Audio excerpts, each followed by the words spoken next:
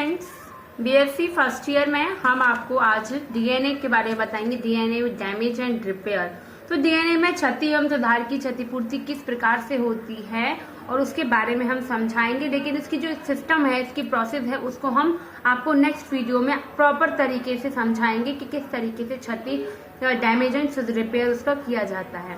तो अभी हम सिर्फ नॉर्मली इसके बारे में आपको जानकारी देंगे, किस तरीके से क्या सिस्टम्स होते हैं, कौन कौन से तंत्र इसके लिए अपनाए जाते हैं।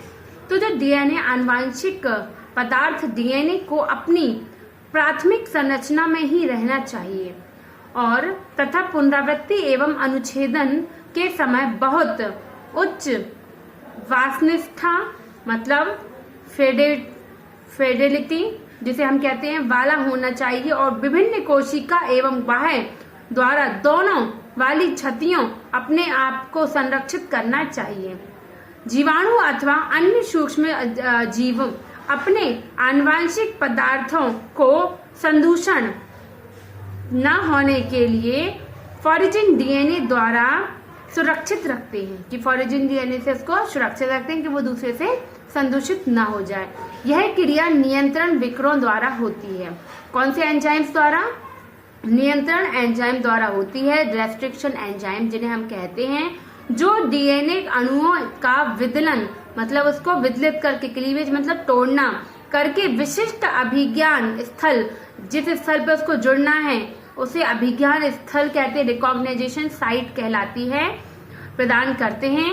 किसी जीवधारी के नियंत्रण विकर अपने डीएनए पर आक्रमण नहीं करते, वो स्वयं के डीएनए पर वो आक्रमण नहीं करते। जीवधारियों में यह क्रिया नियंत्रण स्थल के मिथाइलेशन द्वारा होती है।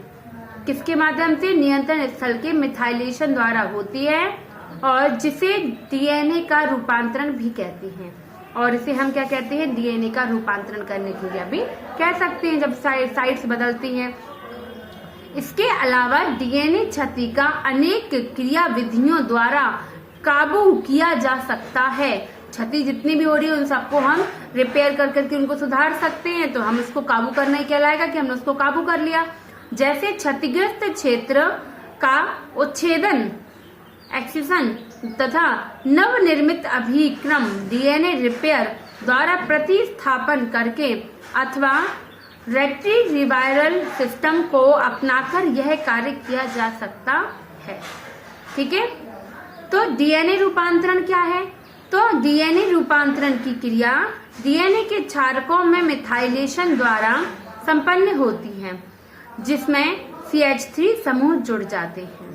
प्रायः एडेनिन तथा साइटोसिन का मिथाइलेशन होता है और एडेनिन और साइटोसिन का क्या होता है? मिथाइलेशन होता है, जिसके फलस्वरूप क्या होता है? जो 6 मिथाइलडिहाइड जो यहाँ पर 5 मेथिल साइटोसिन बनते हैं। डीएनए का मिथाइलेशन मिथाइलेज नामक एंजाइम्स द्वारा हो जाता है और एस्चेरिचिया कोलाई में 3 प्रकार के मिथाइलेशन तंत्र पाए जाते हैं।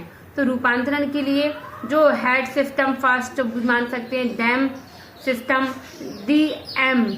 DAM सिस्टम और DM सिस्टम होता है। इसी प्रकार से 3 तंत्रों में डीएनए का मिथाइलेशन आवश्यक नहीं जान पड़ता है, क्योंकि एस्चेरिचिया कोलाई के उत्परिवर्तनों में ये तीनों प्रकार की मिथाइलेशन तंत्र नहीं पाए जाते और इनमें कोई मिथाइलेशन जो मिथाइलेटेड होता है क्षार वह नहीं होता है, किंतु जीवन क्षम रहते हैं। वो कैसे होते हैं? जीवन क्षम रहते हैं।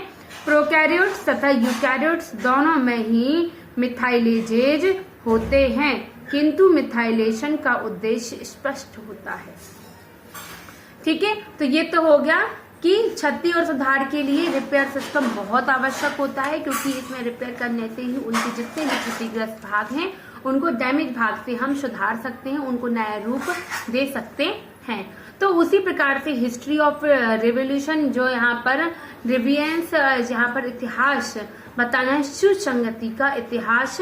तो मिथाइलेशन एवं तंत्र एवं रेस्ट्रिक्शन एंजाइम्स की खोज, जिसमें की परिघटना को निम्न प्रकार ध्यान में रखा गया है, जिसमें एक जीवाणु प्रभेद में से निर्मुक्त डीएनए फेज सफलतापूर्वक दूसरे जीवाणु कोशिका में उसी प्रभेद के कुशलतापूर्वक संक्रमित करता है। किंतु दूसरे जीवाणु प्रभेद के साथ यह क्रिया नहीं कर सकता है। अतः ऐसा लगता है कि जीवाणु के एक ही प्रभेद के लिए फेजेज कैसे होते हैं, रेस्ट्रिक्टेड हो जाते हैं। अतः इस परिघटना में डीएनए विघटन करने वाले एंजाइम्स जो इस क्रिया में भाग लेते हैं उन्हें रेस्ट्रिक्शन एंजाइम्स कहते हैं। कौन से एंजाइम कहलाते हैं? रेस्ट्रिक्शन एंजाइम्स कहलाते हैं। ठीक है। और इसी प्रकार कभी कभी जीवाणु प्रभेदों को संक्रमण करने वाले कण जो अपने सामान्य पोषक प्रभेद के अतिरिक्त होते हैं नए प्रभेदक को मुक्त कर देते हैं। इस दशा में संतति फेज कण नए पोषक के मिथाइलेशन रूप को धारण कर लेते हैं तथा रेस्ट्रिक्शन एंजाइम्स के प्रति संवेदनशील नहीं होते हैं। ठीक है। इसी प्रकार जीवाणु प्रभेद में उपस्थित प्लाज्मेट्स अन्य प्रभेदों में जीवित नहीं रहते हैं। इस परिघटना को इस प्रकार समझा जा सकता है कि प्रत्येक जीवाणु प्रभेद में मिथाइलेशन तथा दोनों तंत्र रेस्ट्रिक्शन, मिथाइलेशन और रेस्ट्रिक्शन, ये दोनों तंत्र उपस्थित होते हैं जो विशिष्ट अपेक्षाकृत छोटे क्षार अभिक्रम को मान्यता देते हैं और अतः रिकॉग्नाइजेशन साइट कहलाते हैं। कौन सी साइट क्या कहलाते हैं? रिकॉग्नाइजेशन साइट कहलाते हैं। विशिष्ट मान्यता स्थलों में मिथाइलेशन के फलस्वरूप रेस्ट्रिक्शन एंजाइम्स डीएनए के बंधन नहीं कर सकते। अतः मिथाइलेशन द्वारा डीएनए, तो हमारा टॉपिक यहाँ चल रहा था कि आपका इस प्रकार डीएनए जीवाणु विषाणु प्लाज्मेट्स डीएनए जो जीवाणु कोशिका में उपस्थित रहते हैं उसी विशिष्ट रूप द्वारा मिथाइलेटेड हो जाते हैं, जिसके कारण उस कोशिका के नियंत्रण विकरों से उन्हें संरक्षण मिल जाता है। उन्हें क्या होता है? प्रोटेक्शन मिल जाता है तथा ऐसी सभी कोशिकाओं एवं प्रभेदों से संरक्षण मिलता है जिनसे वही रेस्ट्रिक्शन सिस्टम तथा मिथाइलेशन उपस्थित होते हैं। यह बात उल्लेखनीय है कि जीवाणु कोशिका सभी डीएनए अणुओं को विकृतीकृत करती है, चाहे वे जीवाणु विषाणु प्लाज्मेट्स प्रकार के क्यों ना हो। अतः इनका करने के लिए किया जाता है। दो बृहद श्रेणियों में उन्हें नियंत्रण विकर के साथ विदलीकरण करने के लिए किया जाता है जो उस कोशिका की नियंत्रण विकर से सुरक्षा करता है।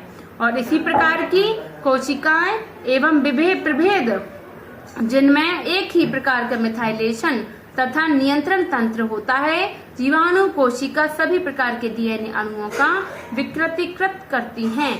इसकी दो बड़ी श्रेणियां होती हैं जिनके द्वारा उनका विदलीकरण नियंत्रण विकरों से किया जाता है, जिसमें पहली होती है स्वयं डीएनए आउन डीएनए, दूसरा होता है विदेशी फॉरेन डीएनए जिसे हम कहते हैं, और डीएनए अणु जिनमें जीवाणु कोशिका की भांति उसी प्रकार का मिथाइलेशन रूप पाया जाता है आउन डीएनए कहलाता है, और जिनमें यह अनुपस्थित होता है फॉरेन डीएनए कहलाता है।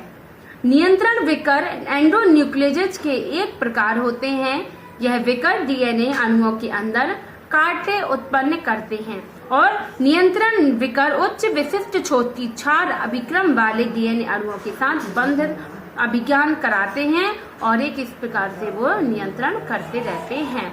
और इसी प्रकार से आगे का जो हमारा टॉपिक रहेगा डीएनए सुधार तंत्र, डीएनए रिपेयर सिस्टम, जो हम आपको नेक्स्ट वीडियो में बताएंगे। इसी प्रकार से विकर एंजाइम के बारे में मैं आपको बता रही थी कि रेस्ट्रिक्शन एंजाइम्स जो हमारे सुधार के लिए यूज किए जाते हैं और यहाँ पर रिपेयर के लिए हमें रेस्ट्रिक्शन एंजाइम्स वगैरह की यूज होता है, और ये आप ध्यान से सुनिएगा, नेक्स्ट वीडियो में बताऊंगी। Thank you.